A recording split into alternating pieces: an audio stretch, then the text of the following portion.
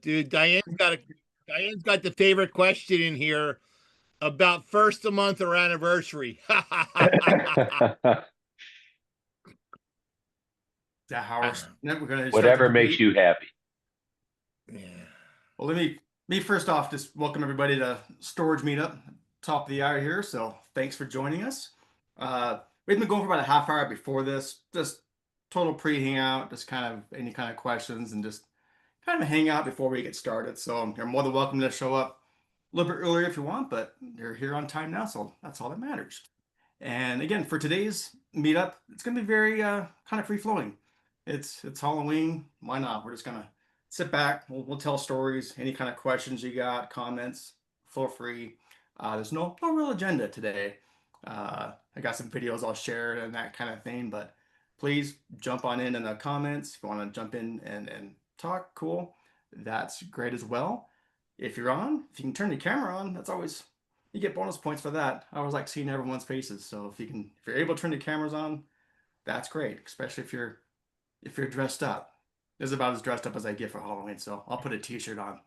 But I see a few costumes on here. So again, thanks everyone for being on here. We'll do this for an hour. So go ahead. What was the question again, Jim? What was the first of the month or anniversary? Yes, Diane Perry said first of month or anniversary, and I'm like, oh, that's a conversation every time. I mean, I am truly a first of month person. I've done anniversary multiple times, and anniversary is just such a freaking headache. Don't I like just it. like having timetables of knowing when things are going to hit during the course of the Yep. month. So Being I'm an anniversary guy, Jim. see, there's Because no you're old, Randy. That's true, but it takes the bumps and bruises out of your business. But the bigger thing is the way all the software works. You don't have to explain, oh, I prorated in, but I didn't prorate out. Gets rid of that conversation. Yeah. See, I'd be honest, Randy, you how many get people your tenant actually moving move in. out? How many I'd people be actually move out on their anniversary date? They Um, don't. not very many of them, but that complaint never comes. You prorated me in. And then your promotion first month for whatever is actually a true first month. But again, Not if you list your applied to the promos second first month. month, Yeah. we always listed first full month as promo, so it worked. But again, I don't think there's any right or wrong answer depending on No, where you're at there's not. or what you're used Whatever to. makes you happy. Exactly. As long as you're doing what needs to get done, that's all that matters. So yeah, it doesn't matter when when your due date is. That's fine. Well, it's funny because Mini Mall, I don't know if anybody from here, Mini Mall is on. Mini Mall is now doing weekly rentals, weekly rates. Are you serious? Yeah. If you I haven't go to a seen Mini that. Mall if you go to their website, they actually do it by the week. Wow. I think though, Jim, because I look at them for feasibilities when I'm doing feasibilities, I check them. I think though it says it weekly, but then it says something to the effect that it's a minimum of 4 week rental or something to that effect. Right, but they're actually collecting more money because they're collecting a little bit more because they're doing it on a weekly basis. Talking to Aaron up there, it's interesting what they're doing, and they also got a lot of fees, which is interesting. Well, I know a few sites that are hitting some hard times. I wouldn't be surprised if they start doing some of these by the hour, if you know what I'm talking about. But We have a couple of those and it's some of our bad. I bet. Yeah, I'm taking over one of those actually here next week, because it'll be interesting. You had one of those in St. Louis that you got rid of. See, there's one of our horror stories we can talk about for Halloween. I had a site once in Phoenix.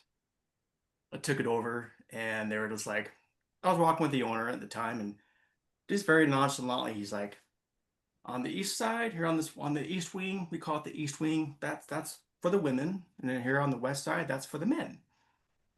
I'm like, what are you talking about? He's like, well, for our homeless, and when they like to do some certain things, so we like to at least keep them separated. And he's just like condoning it all, like, yeah, they pay. I'm like, holy crap, no, no, no, no, no. And it was just a consulting kind of thing at that point. And I just like, don't do that. Don't do that. Evict. Don't, please just stop.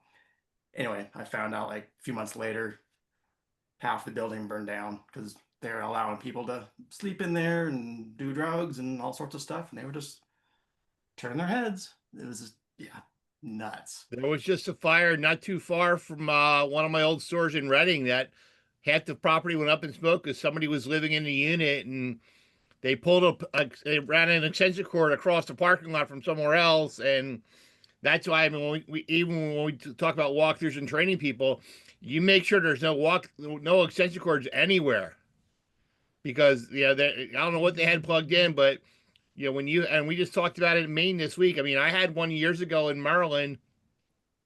We lost 27 units in like 6 minutes due to a fire.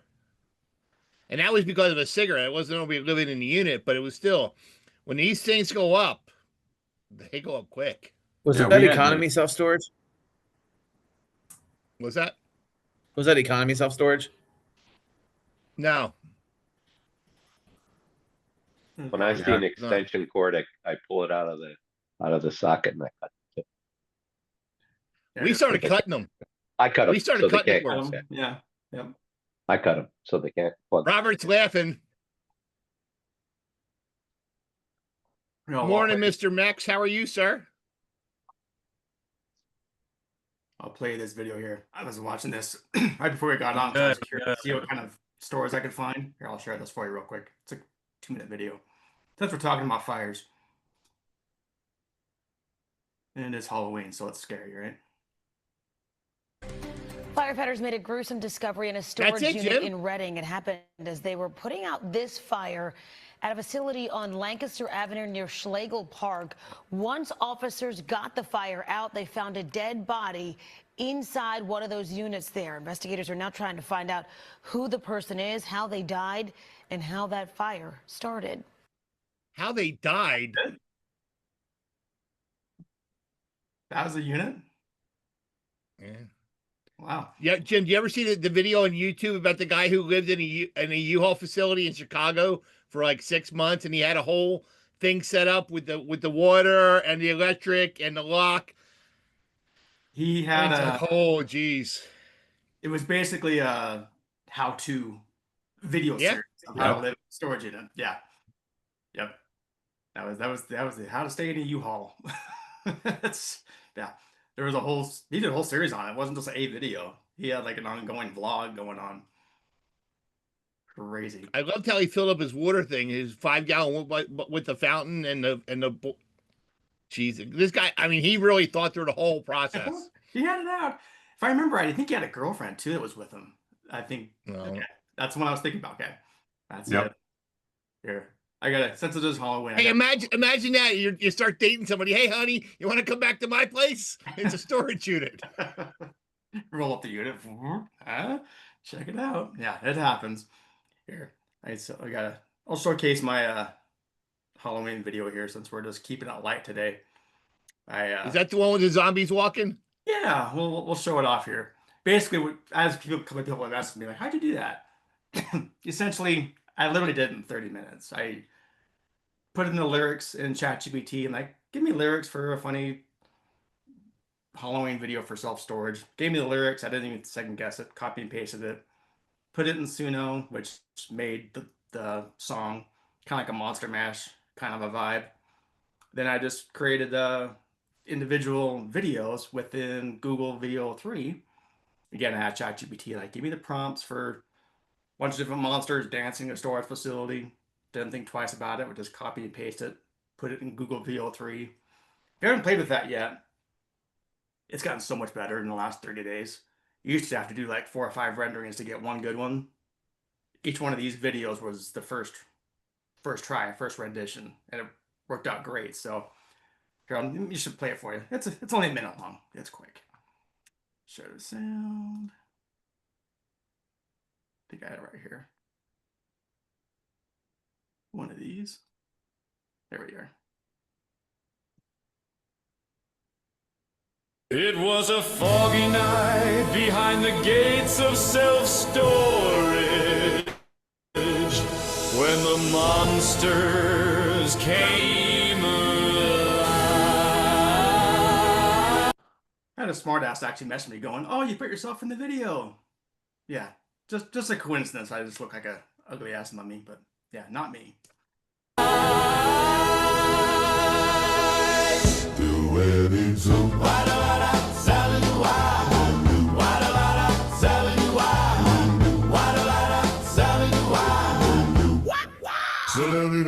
So they did the smash, the storage smash. The doors flew open with a thunderous crash. They did the smash, the storage smash. A spooky bash of bones and trash. Swine for body. Zombies grooved in Unit 4. Dragged did the twist on the concrete floor. The witch spun tunes from a storage stash. While mummies unwrapped in a lightning flash. Oh, they did the smash, the storage smash. Skeletons dance with a ghostly flash. They did the smash, the storage smash. A monster party at the self-storage bash.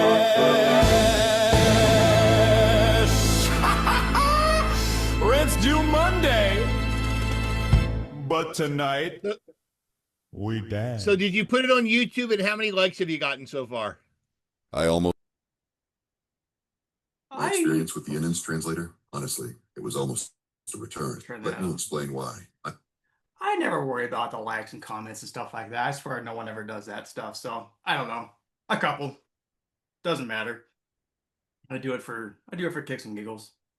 And more about learning, frankly. I just like doing that kind of stuff because I like playing with all these kind of tools, and that's how I learn. Is just kind of play with it, you learn at the same time. Speaking of which, I never do these polls, but while we got 50 people here, let me ask you this. Because again, you guys know I like, dinking around with AI stuff and, doing these videos and workflows and things like that. And of course, me and Mac like to time to time talk about AI and geek out on AI stuff. Let me put this poll here. I was thinking about, because usually every day I set my timer and I just kind of set time aside to actually dive into AI and just play with it. Would anyone be interested if I had like a set time during the week? Kind of like what we're doing right now. And I'll just kind of AI project of the week and just kind of like demo things. People can ask questions. Kind of very more conversational, very just down to earth playing with AI. I don't know if anyone would be interested in doing that.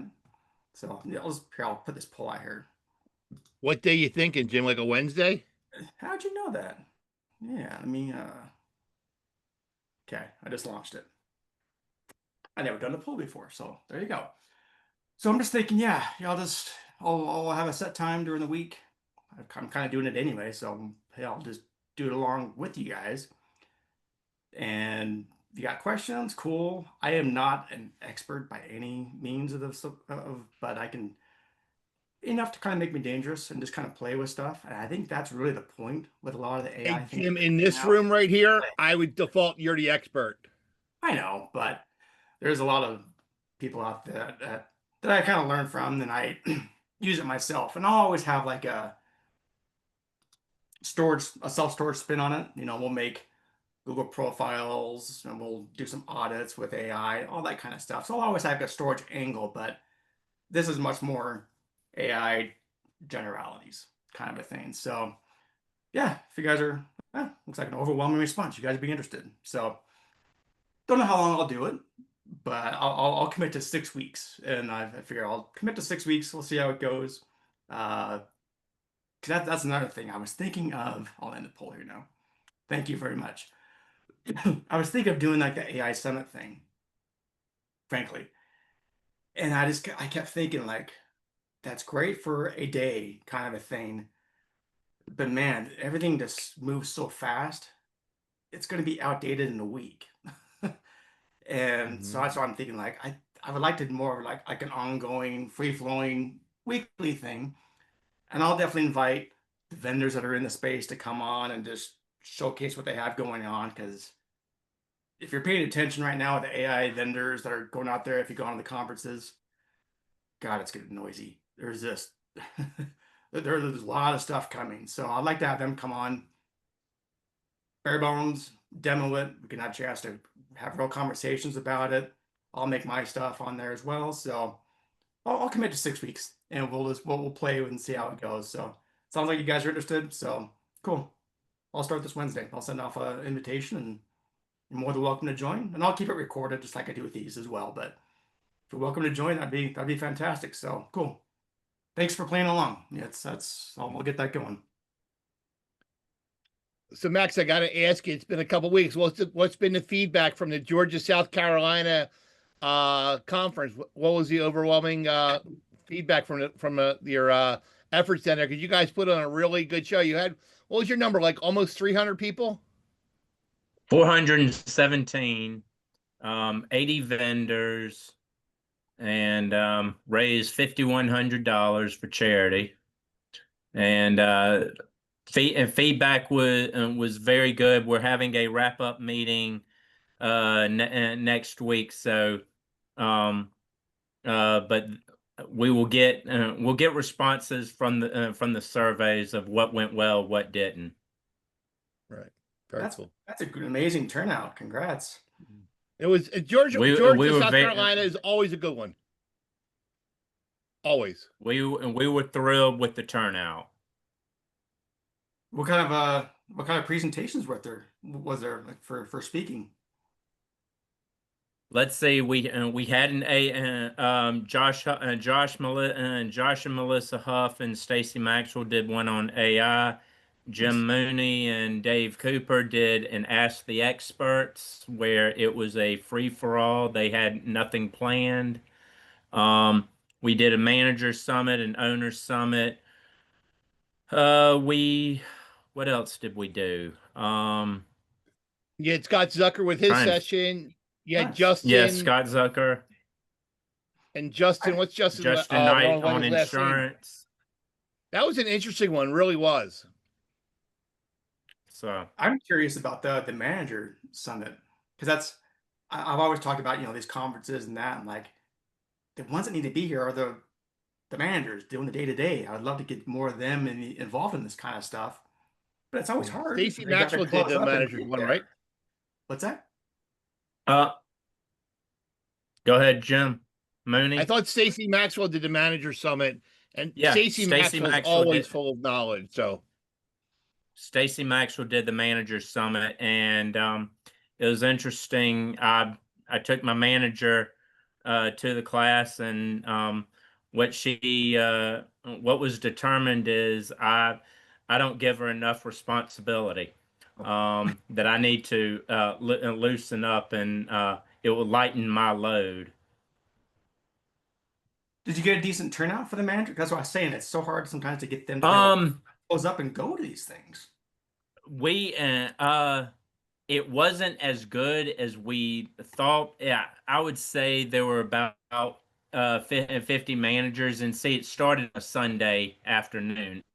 It was 2 to 5 on a Sunday afternoon. So most stores are 9 times out of 10 are possibly closed. So owners and operators didn't have to say, well, I didn't have to.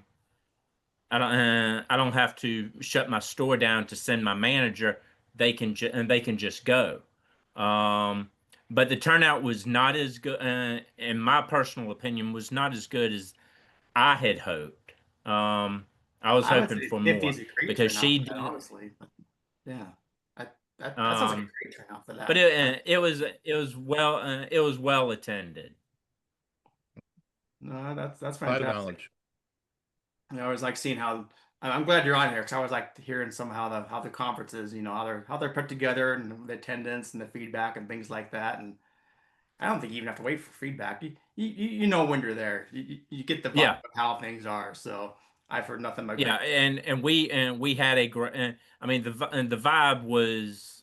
I mean, people have said the turnout was great, and the sessions. I mean, we did the typical round, and we did, I think, 12 round tables, and overall it was good.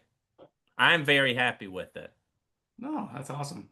I think roundtables are always everyone's favorite. I don't know if it's just more definitely conversations, or they can kind of pick, where they want to go to, kind of thing. But they're always my favorite. Except for you go to well, you can learn a lot in 15 minutes. You can when you can hear. That was my only gripe last time at ISS. I could only hear like two people next to me, and that was it. It was just such a loud rumble. I couldn't hear anybody. I like lost my voice trying to carry over everybody so everyone could hear me, and yeah, it was bad. But those always seem to be everyone's favorite. What else we got going on here? Well, I'm looking at the comments, so go ahead, Jim, if you got a question.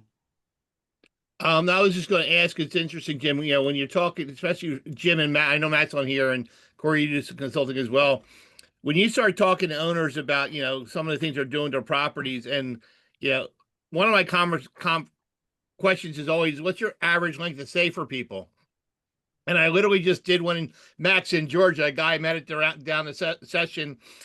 Had a call with him and his son yesterday. Got 3 stores down there, and I'm like, so what, we're talking about what they're doing. I'm like, what's your average length of stay at your properties? They're like, oh, you know, 10, 11 months, somewhere in that range. I said, okay.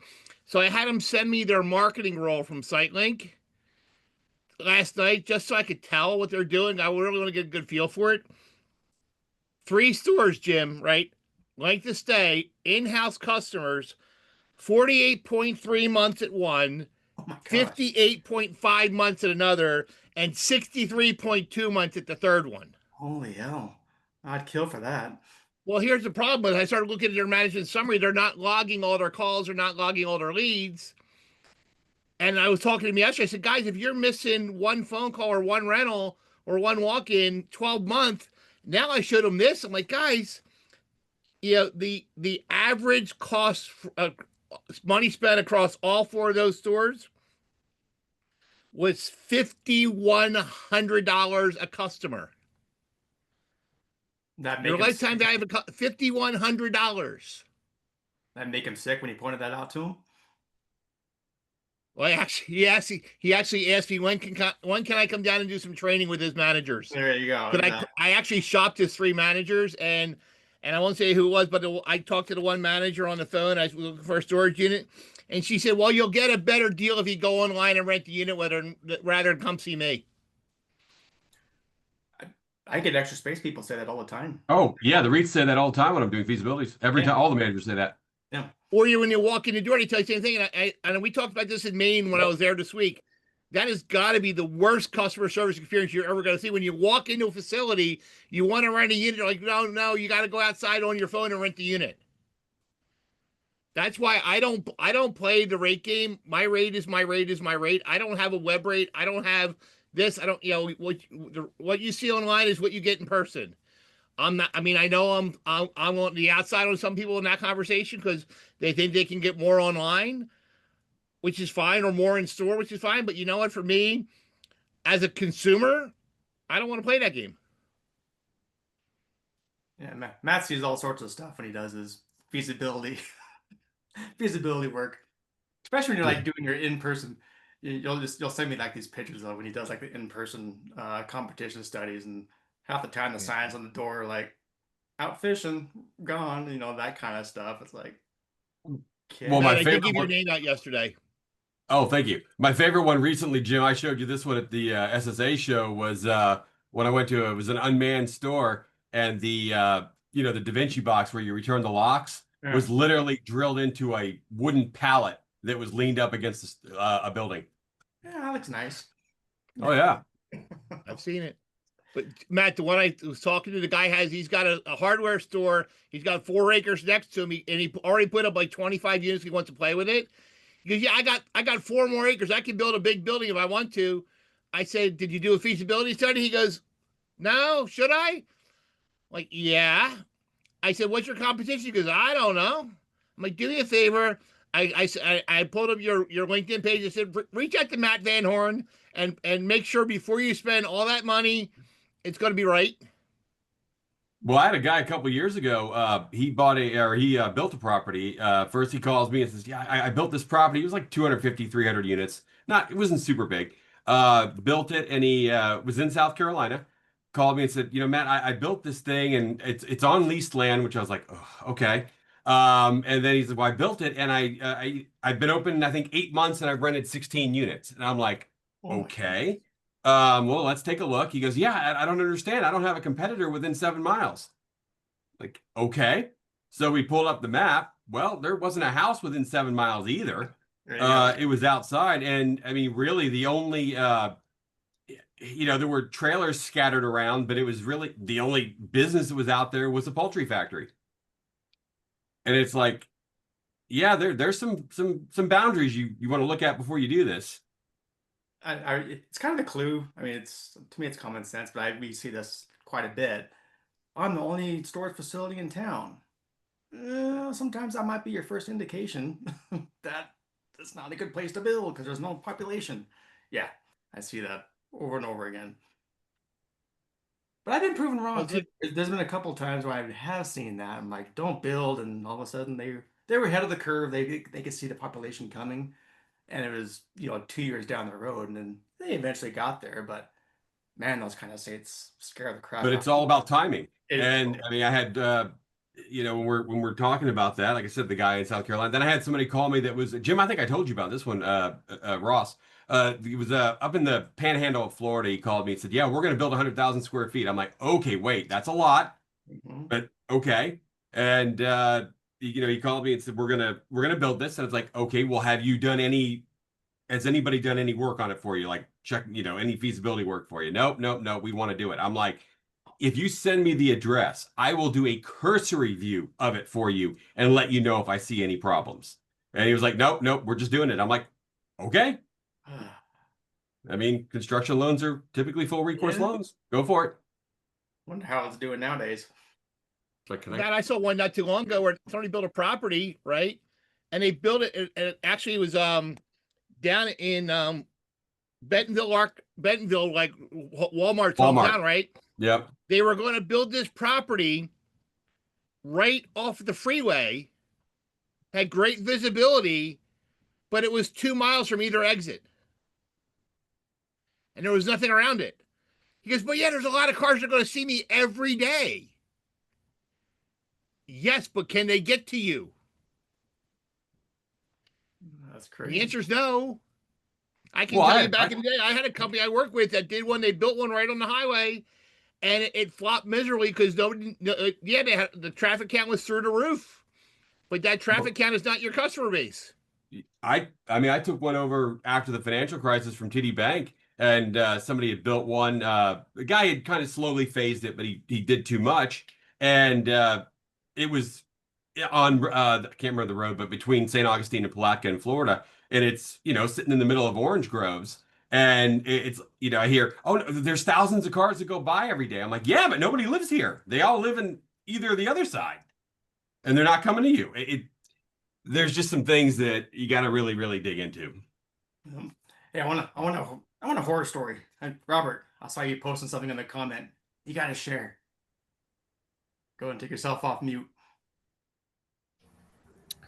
So basically, we found out about the cockroaches. Somebody came and told us that they saw a cockroach. So, yeah, we had a customer that had terrariums in his unit, and he was building like terrariums to sell, and he was using the unit as like a staging area for these terrariums. And at the same time, he was also breeding cockroaches. He had them in like plastic storage tubs. He had them like with water running, like some had water running for other things too. I mean, he had like a whole system set up. So, once we saw that, it just came to a point where we were just like, he's got to go. So we contacted the customer and told him he needed to come like ASAP and get all of these creatures out of the unit. So essentially, he came and he got everything out. He kind of pitched a fit a little bit because of that reason. But at the same time, he understood because in the lease, it specifies nothing living is allowed to be in the storage unit, especially locked up. So he came and got his live creatures out and then got the rest of the stuff out of his storage unit before the end of the month and just vacated. Yeah, at least he got out of there. I was expecting him to pitch a fit about it. There's always weird stuff in storage. I was going through my Rolodex of stories in my mind because me and Jim and Matt and there's a bunch of us on here. We've been around for a while. We got stories. Dude, there's so many stories you can tell. I mean, there's so many bad ones. I was thinking of a couple off the top of my head here. There's one. It's a site that it's kind of funny. I still run it as a management company, but I was the manager of this property at the time. and I got contacted by the FBI, and they're like, we need access to this unit. I'm like, have at it, feel for free. And they were going through the unit, and they started tagging things and tagging things. I'm like, okay. And then they came and told me, they're like, are you here? I'm like, yeah. This was back. We had managers sitting there 9 to 5, 7 days a week, basically 6 days a week. They're like, we need you to track. I was basically like their FBI informant kind of a thing. They're like, when this guy shows up again, you call this number. Well, okay. I'm like, am I in danger? And they just call that number if he shows up. About a week later, yeah, the guy uses this code. Like, all right, so I call that number, just like in the movies. All the cops show up, they come through, they arrest the guy. Then for the next week, I see them taking out the card tables outside and the tarps and stuff that they had over the top. And they're just tagging all these evidence. Basically, they're coming out and tagging everything with like these yellow tag numbers. I'm like, what is going on? Just tell me, please. Anyway, this guy was wanted for multiple murders. And not just murders, he was killing people, chopping up their body parts, driving up the canyons here in Salt Lake, throwing the parts out the window. And they found all like the murder, what he used to saw and boots and all this kind of stuff that were in the units. So, yeah. Thanks, What's FBI. his name? So I could look him up.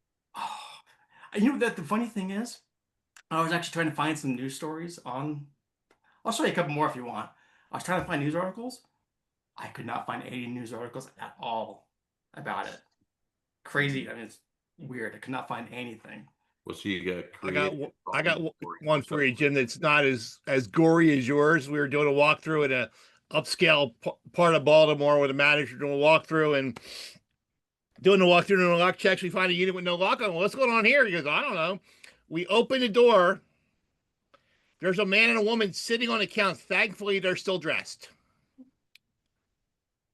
We're like, what are you guys doing here? He says, please don't tell my wife it's her unit. Oh, jeez. I'm like, get out. Just go. I'm like, just go. I mean, what kind of woman would, hey, let's go to storage unit? No, I don't think so. But we've seen them where they're living in there. I mean, living in there is a big thing, especially this time of year in the Northeast. You got to be cognizant of that, dude, because they're just, whatever. But I mean, Here, I'll show you this. Since we're talking about news stories, I'll share it because I'll show you how it was in the news here. Dun, dun, dun. So Jim, was that guy a creative consultant for Yellowstone, taking those people to the train station? Gosh, here's another one. This is a site that I ran. I wasn't the manager of this property, but I was a regional manager for this site, and we became known as the Hitler site. They, long story short, this guy's uncle had a storage unit with us and was storing Hitler artifacts. Now, supposedly these Hitler artifacts it was against the law to even have these things. They were stolen from the war. They were stolen from his, what's that, Eagle's Nest, right? That's what it's called. And unit got broken into, and all of a sudden they started showing these Hitler artifacts were showing up on the black market, getting sold. Story got picked up by the press. This whole thing right here talking about it. Got picked up by, I remember, USA Today came down. I go down to the site because the manager called me. He's like, you ever got news crews showing up here? Like, we're the Hitler site. I'm like, oh, God. So I go down there, stand in front of all the cameras, the reporters and things like that in front of the gate. And I'm like, no one's getting access. You're not going down to the unit. You're not filming. There's nothing you can film anyway. It's a storage unit. I said, you can do your story, because I get it. They have to have like the set piece of, we're here at this facility. I'm like, just don't show our sign. Don't show the facility name. Don't name the name. I don't want to be the Hitler location. And I'll give them credit. I watched all the, in fact, I was looking at this one too, just to remember. No one published the name of the facility. No one put it in the in the news stories, on the video, they never actually showed the name of the facility. So we're able to dodge that bullet. But yeah, we were the Hitler side. And then I had this one. I'll show one more real quick. So I can tell stories all day long. This side I actually was the manager for this location. It was when Utah got the Olympics. And the USA bobsled team contacted me. They're like, can we get a unit? And they wanted it for free. And I'm like, cool. Yeah, go USA. Free. That's awesome. You get what you want. And so they put in their equipment. And it wasn't just the equipment. They had some other USA stuff as well. This is 2020. I'm old. It's been a while. Unfortunately, these guys actually put in the facility name. I couldn't get out of that one. They put the name in there. Anyway, they got ripped off. On my watch. It sucks. But they got their stuff stolen, and they stole the runners, so the blades to the bobsleds. They stuck them in like gun totes. So I don't know if people thought they were stealing rifles or what, but they stole that, and it was the runners for the USA bobsled team. And so I was reading this article, reminding myself, I'm like, oh God, they're all just like, we're gonna still try to win the medal for the USA, but our hopes are dashed. Our training equipment's gone. I was like, great. That was that was my horror story because I was a actually manager there, and I rented in the unit, and they got their crap stolen. I remember they found a couple of the runners later after the news story broke, because again, it was national.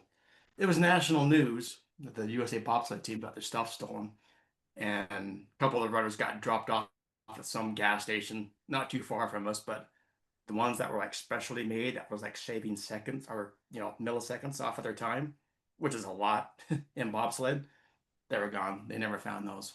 So I never find out if we won or not. But anyway, sorry USA, I screwed up on that one. I got your stuff stolen. That sucks. So that's my stories. These are the ones that came to my mind. I had a bunch going on, but that's over the years. That's the ones that hit the news. Unfortunately. All right. What else we got going on here? I know we had one property that kept getting hit, and they were stealing all the copper. So we would have no electrical for days because they would just go through and hit it. And it was like the third time, and it was like, you've got to be kidding me. It was nuts. It was nuts. Same facility, they actually had a prostitute running her ring outside of the facility in the dumpster. In the dumpster? In the dumpster. Classy. Not classy? So yeah, it was bad. In the dumpster though. Yeah. I'm telling you. I remember one time I was doing a regional work at the site, and I was doing a walkthrough, and got my paper, doing the clip, okay, unit's rented, that one's vacant, that one's overlocked, that kind of thing. And the manager was like, oh, this unit here, I have a feeling something shady's going on. I'm like, well, if you have a feeling, trust me, something shady's going on. And I'm like, what do you mean? She's like, I think there's a hooker in this unit that's doing a little something, something. I'm like, oh, well, let's keep an eye on it. We'll come back to this. And just as we were about turning the corner, she's like, that's her car. I go, all right, let's go back. So as we circled back around, the car pulled up to her unit, and we were like standing there, and then she gets out of the car, and we're sitting there talking to her, like, what's going on? Let's roll up your unit. And she rolled up the unit. Could see it all. It was all set up. It was a little bit nicer than the dumpster, but it was all set up. And in the passenger seat was the John. And I just kept looking at him, and he just kept going, like sliding down in his seat. Like, don't look at me. Don't. Yeah, we got rid of them in a hurry. But welcome to storage. There's always crap like that going on. It's just you just can't turn the other cheek and let it slide. Well, that's a don't do that. question I had for you, Jim. I was talking to people up in Maine this week. We're talking about remote storage and running the things, and some of these organizations are touting that they're low on-site hours for people. And if you got a property and you're only on site 5 hours a week, how do you really know what's going on your property? I mean, even for us, when we were running our remote stores, we had like 15 hours a week. They were there a couple hours a day, every, in and out looking at cameras. But if you have a store, especially these smaller remote locations, you have to be there or have good cameras or have a gate log or be attentive to what's going on, because they're the sites that are going to get hit for things because they know nobody's there. But when you have companies out there saying, "Hey, we can run your store and we're on site 2 hours a week," in my mind, it doesn't work. You got to go by every day. Yeah, you still got to go by and do your walkthrough and all that. But that's just common. Imagine having imagine having a brand new facility on a street where a block this way is crisis ministries and the other block going the other way is a homeless shelter for women and children. And so on that main street. So that's all I'm going to say is you can imagine the stuff when I was there, like I went blind so a few times. Anthony, I've been doing this for 33 years. Yeah. There's nothing. Nothing I have not seen. Yeah. Nothing. All these stories I've had them happen to me 5 times, Yeah. 10 times. You name it, I've seen it. Yeah, Randy, you're one probably with the most, experience in the industry, and I couldn't even. I think the stories that everybody could probably go through, especially if you've been my favorite is in Houston. Our manager found a garbage. This is before marijuana was legal. 9-gallon garbage can bag full of pot that fell out of somebody's truck on the way out of the property. And so they grab the thing and they bring it into the office. And I happen to be in town with our HR guy. So we head over there, and this is in Houston. So you call the police, and like 8.5, 9 hours later, nobody shows up. So we go, you know what? Let's just put this in our car and we'll just take it to the police station. Tell them we found it at our property. So we load it up in the trunk and we pull out of the parking lot and we go about 3 blocks and we look at each other. He said, we're nuts. We get pulled over with a trash bag full of pot. We're both going to jail. So we turned around and went back. It took him 2 days to get back out for the police to show up. Well, Randy, I made a lot of Ross a drug dealer, right? We had, was it last year or the year before, we sold a unit at auction that was all black totes, black and yellow totes, and it was the largest drug bust in New Oxford history. It was all marijuana, vacuum sealed all.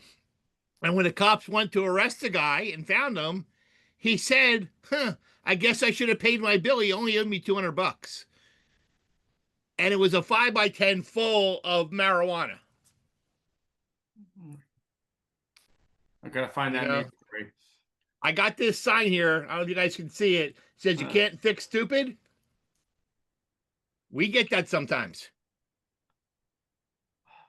So I was like just going on YouTube. You just type in like self-storage news and just watching. It's amazing how many news stories are picked up about self-storage, either auctioning off the wrong units. My grandma's urn was in that unit and it's gone. The fires, the burglaries. I'm amazed how much I'm seeing of that. If again, just YouTube it and just type in self-storage news burglary. Holy crap, there's tons. I don't want my site being on there showing look at this place. Did you hear about the site in Florida that a mortuary's home was stacking and packing bodies instead of burying them in a storage unit? Mm-hmm. No. Yeah, they're the ones who did they're advertising like the eco pods or whatever that they're putting their loved ones into to plant them so they become one with the earth. But yeah, they weren't doing that at all. How?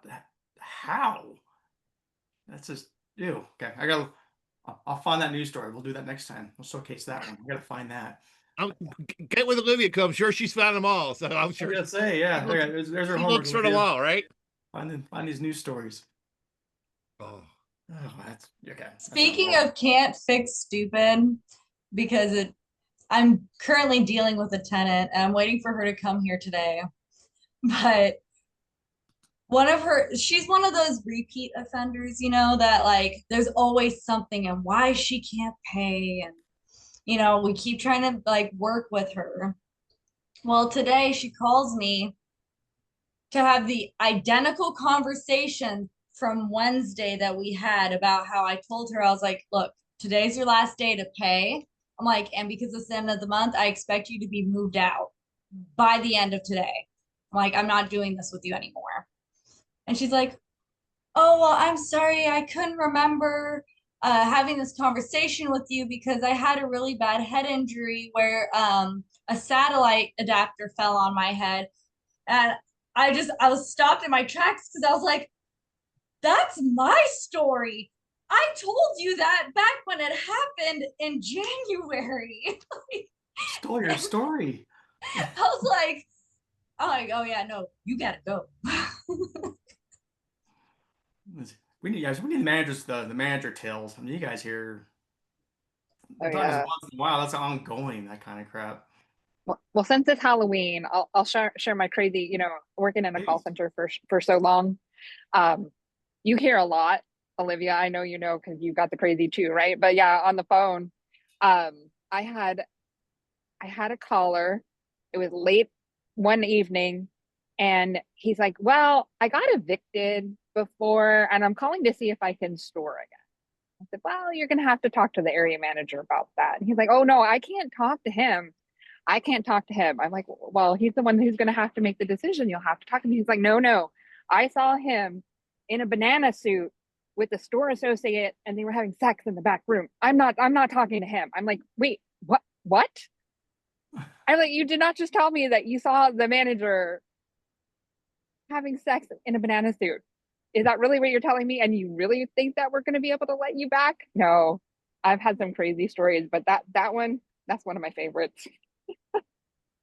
Like I didn't recognize you, Courtney, at first. Oh yeah. Yeah, I decided to take the call from the beach today, so I'm in my sunglasses. Isn't that the thing about when you tell a lie, like have a really odd specific detail that's supposed to sell it? So the banana suit, I don't know. That was really oddly specific. Could have been. That's nuts. Hey, I'm putting this in chat real quick. You'll see this here in a second. This is just a total ask on my side here. Anyone that's on here, if you're willing and able, want to download that, just next week sometime, or today, I don't care, whenever. If you want to post that in your Facebook or LinkedIn or whatever you guys like, probably LinkedIn preferably. That's probably more of our demographic here. But if you can download that, post it, it's kind of helps spread the word a little bit. And I do what I can with my stuff, but I'd love to have more of the community. Have you guys be able to share some of that? So if you're getting some value out of these things, I would really appreciate it. Yeah, go ahead. Jim, did you see the quote from Mary about the neighboring town had a body in a freezer when he didn't pay? There's been a few of those with the bodies after they don't pay. They get. I've had it wasn't me, but it was a neighboring location that her husband was in a drum, and I'll be graphic, whatever. It's Halloween. It had been so long, it was basically liquefied in this drum. Yeah, and she was like some 90-year-old woman, and she had stored there for not anymore. Years. Yeah. It was bad. I remember that regional calling me going, "What do we do?" I'm like, "Cooperate." Nothing you can do is out of your hands at this point. Like, but they had to get the what do they call it? Look, when the cops show up with a warrant, you let them do whatever they want to do, right? Well, it wasn't just that. It was that the hazmat they had to deal with. They had to contract that out. It was like 10, 12 grand. And this was a long time ago to have them come out and do their thing in that unit. I was like, oh my gosh, that sounds horrible. They had a suicide one time. Did the manager check into the barrel first and that's how it was discovered? Like, I want to know the process of how it was discovered. It was one of those things where it went to auction. Oh, snaps. Yeah, she didn't pay. She didn't pay. So Are we, now that you brought that up, just a random question. Are we, if we see something suspicious in a unit, because like I just opened up locks yesterday, or did the thing yesterday, and I noticed sometimes that there's cases in there that just look suspicious. And I do tend to sneak a peek to make sure it's not like a firearms because we're right next to a military base. Are we allowed to do that? Yes, you have a lien on everything that's in storage. One of the biggest fallacies self-storage is people cut the lock and, oh, we're not allowed to touch anything in the unit before you have an auction. You can touch anything, move it around, stage it, make it look good. Some people have company policies to prevent that, but you have a contractual lien and you have a statutory lien on every single thing that's in storage. So you're allowed to touch, move, look through, do whatever you want if you have access to the unit. So Oh, Randy, good to we know. might as well send Olivia now with them headlights with the spotlights so you can start looking in all the boxes. And Don't tempt me with a good time. you kind of touched on it there about company policy. yeah, This is mine. Yes, you can go in. I always tell all my managers, like, if you have probable cause of like something's fishy, cool, then you can check out. If everything looks fine, there's no rhyme or reason to stage or touch things, anything right. like that. But if you see something that's off, like I said before, if you have that weird feeling, trust your weird feeling, and yeah, check it out. And we got about 10 more minutes, guys. So just like let everybody know. I'm going to put this in here in chat just so we're not waiting for the last minute. Let me share my screen one more time here. Is How this about one only this? a 30-minute one? Or is this an hour long? We've been going an hour, actually almost an hour and a half. Didn't we start at 11:30 our time? I don't know what Yeah, time. but we're started early so that we can do whatever we want in the beginning, and Oh man, I'm it's way just off. growing. It's just growing. So one thing I was gonna say, yeah, sorry. One thing I was gonna say, Jim, and Jim Mooney. I know that you guys started this together, but from my heart, I really appreciate you guys doing this because when I was doing the podcast for a couple of years, I do understand what it takes in the back end to be able to put these on week after week after week after week, and then you start every other week. And so I really want to thank you guys for bringing all of us together and continue to do this because I do know how much time it takes. And that's the reason why I don't do it no more. So I appreciate you saying that. It's one of those things where, you kind of I wanted to put something out there that I just didn't see very much with the virtual thing.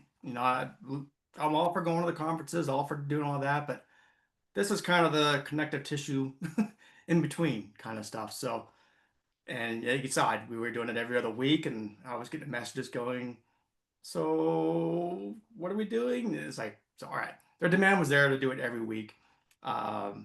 Yes, I mean each week's a little bit different on what our focus is, and sometimes it's like this, it's total free flowing, but I get out of it just as much as anybody else, frankly. I mean, I like being able to have these moments of to connect, merge, and storage. Storage is always kind of that 2 degrees of separation kind of a thing.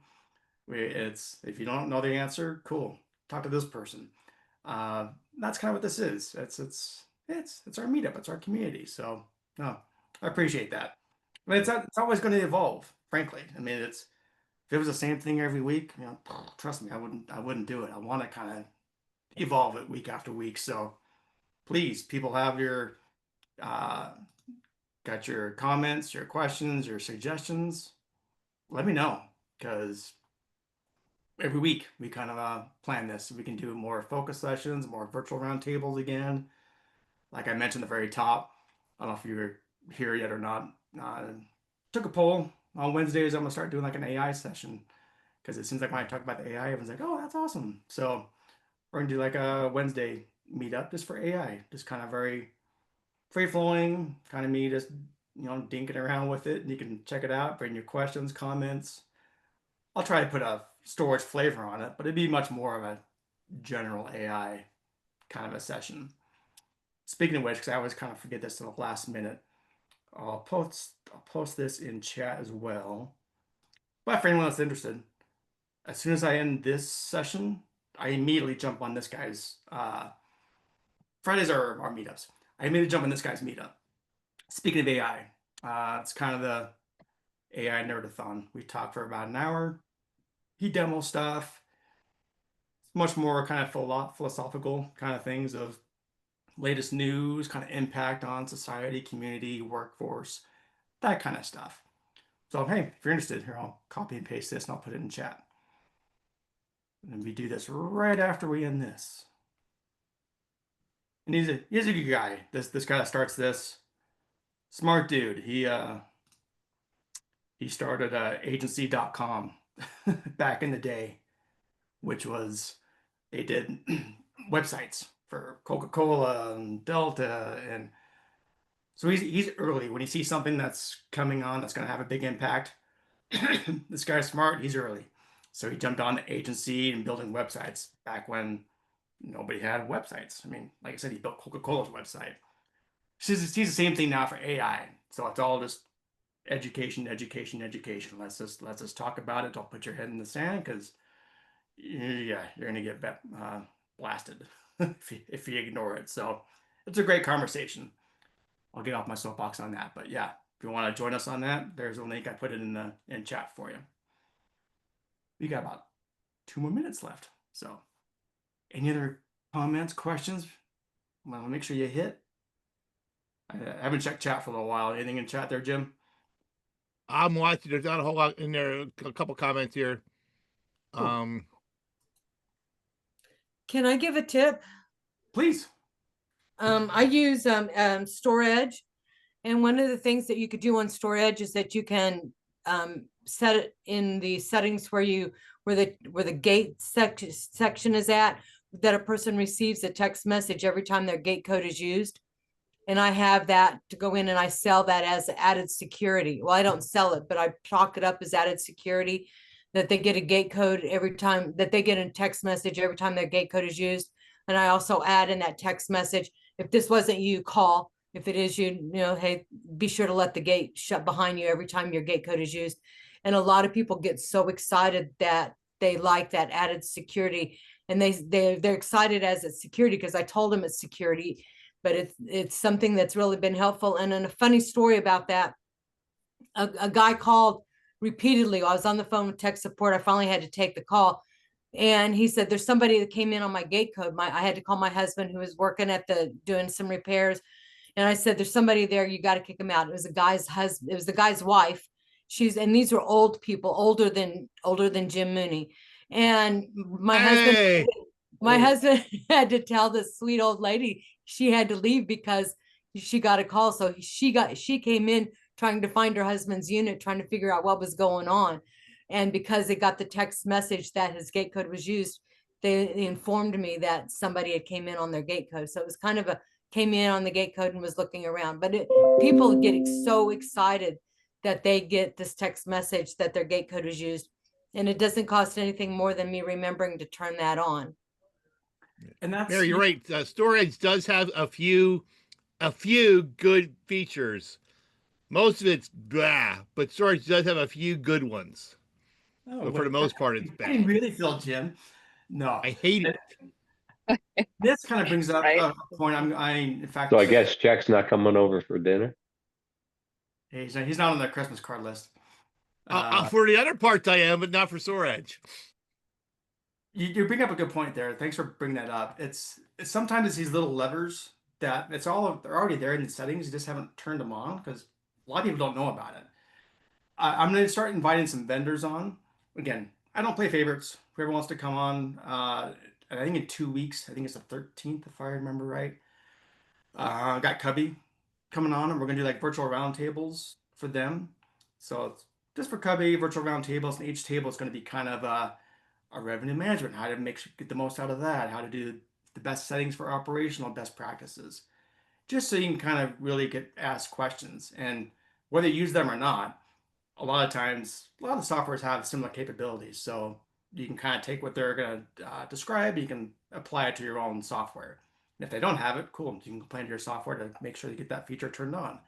But it's just something new. I wanted to kind of have some vendors come on to really kind of peek behind the curtain, really get down and dirty with what they are capable of, frankly, because it keeps evolving a lot. Right, it's top of the hour. gonna jump to the other session here, but we gotta do our selfie. So turn your camera on if it's your first time. You gotta take our commemorative selfie each time here. So happy Halloween. Ready? We're gonna count of 3. We'll do this 2 times. I got enough people on here. I gotta do 2 different sessions. All right, ready? 1, 2, 3. Cool. One more. Thank you for playing along. All right, ready? 1, 2, 3. Sweet. All right. Thank you guys. Thank you very much. Thanks, guys. We will see you next week. Same time.